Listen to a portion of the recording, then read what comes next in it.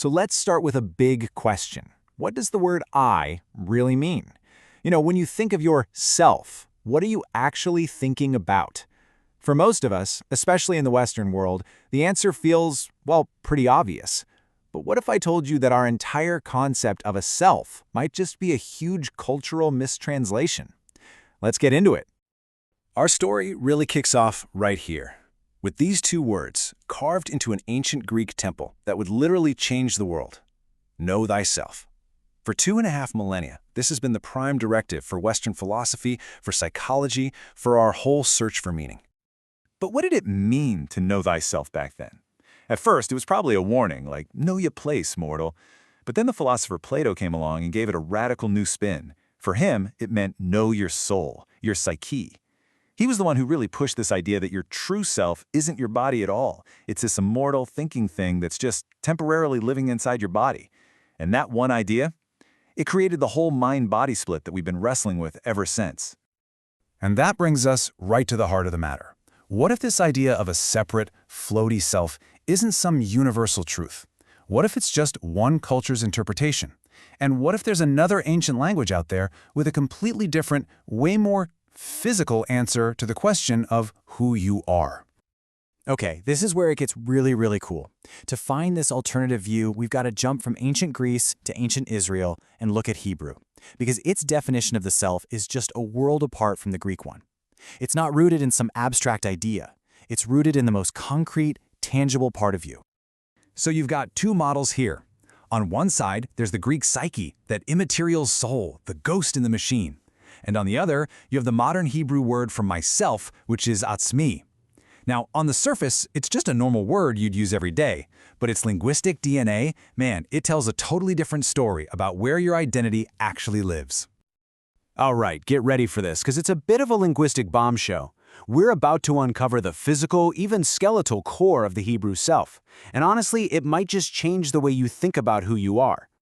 So the word is atzmi. In modern Hebrew, it's totally common. You'd use it to say, I, myself, am going to the store. Nothing special, right? But the real power is hiding in its root. And here it is. The root of atzmi is the word etzem. And you know what etzem means? It means bone. So when you're saying myself in Hebrew, what you're literally, etymologically saying is my bone. Yourself isn't some abstract thought. It's your skeleton. Just let that sink in for a second. In this worldview, the self is not a ghost in the machine. The self is the machine. It's your substance, your core, the most solid and lasting part of your physical body. It's your etzem, your bone. But wait, this isn't some simplistic idea that you're only a physical body. The Hebrew model is way more nuanced. It takes this skeletal core and builds on it, describing the soul not as one single thing, but as this amazing, dynamic 5-part system. Jewish thought talks about 5 interconnected levels of the soul, but look at how they're tied to the physical body. You've got nefesh, which is like the engine of your physical life, connected to your blood. Then there's rush, your emotional self, the wind or spirit, that's linked to your heart and speech. And then neshama, your intellectual self, the divine breath that's associated with the brain. These aren't 5 different souls. They're all just dimensions of one, unified person. I love this metaphor from Rabbi Chaim of Volozhin. It explains the relationship so perfectly. The neshama is like the breath that comes from the divine source, the glassblower. The ruach is the air traveling through the tube, connecting it all. And the nefesh is the air that actually fills and animates the physical thing, the glass, which is our body. It's this beautiful, seamless flow from the divine all the way down to the physical.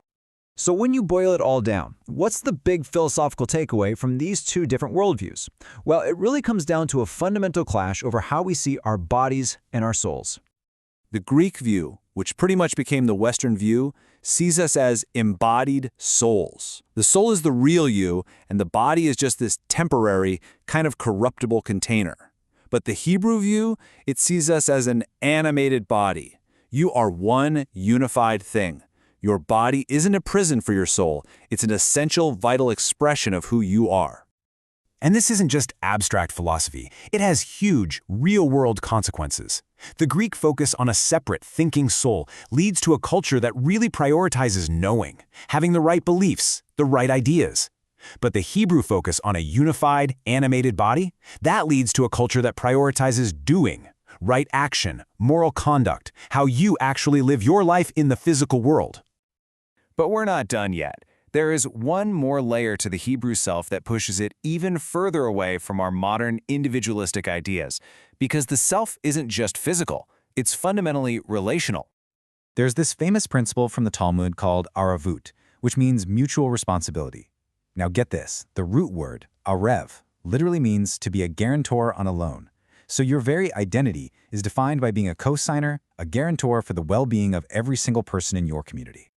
What that really means is, in this way of thinking, there's no such thing as a truly separate, isolated individual. The self is what's called a corporate personality. It's completely inseparable from its web of connections and responsibilities. Who you are is defined by who you are to other people. So why does any of this ancient stuff matter now? Well, a lot of thinkers argue that this model is a powerful antidote to some of our biggest modern problems. It fights back against the loneliness of social isolation by stressing how much we need each other. It helps heal that split we all feel between our minds and our bodies. It basically offers a vision of a self that is deeply connected, embodied, and whole. And that takes us all the way back to the beginning. If that ancient command from Delphi isn't just about figuring out some abstract soul, but about understanding your physical body, your emotional breath, and your bonds with others, then what does it really mean to know thyself? That's a question worth sitting with.